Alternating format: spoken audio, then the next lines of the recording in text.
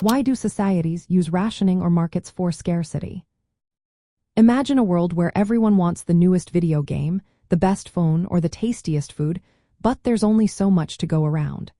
That's because resources like food, water, land, and even money are limited. Yet, people's wants and needs are endless. This creates a big challenge for societies. How do they decide who gets what? This is where systems like rationing and markets come into play to handle scarcity. Rationing is a way to share resources fairly, especially during emergencies like wars or natural disasters. Governments or authorities decide how much of something each person can have.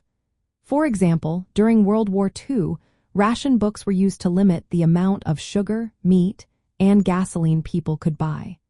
This helped make sure everyone got a fair share and that resources weren't wasted. Rationing is good for fairness, but it can also be slow and less flexible because it doesn't always match what people value most. Markets work differently. They use prices to manage scarcity. When something becomes rare or hard to find, its price usually rises. For example, if there's a drought and fewer crops are grown, the price of fruits and vegetables might go up. Higher prices encourage people to buy less or look for alternatives, like eating more canned or frozen foods. They also motivate farmers to grow more of that item. Markets relying on supply and demand to decide who gets what. Those willing to pay the most usually get the goods. This system is often more efficient because it helps resources go to the people who value them most. But it can also create inequality, since not everyone can afford high prices. Both systems help societies make choices about limited resources.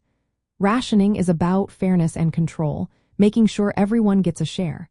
Markets focus on efficiency, letting prices guide who gets what. Sometimes, societies use a mix of both to balance fairness and efficiency, depending on the situation. This all ties back to the main idea of scarcity, which forces us to make choices about how to use what's available.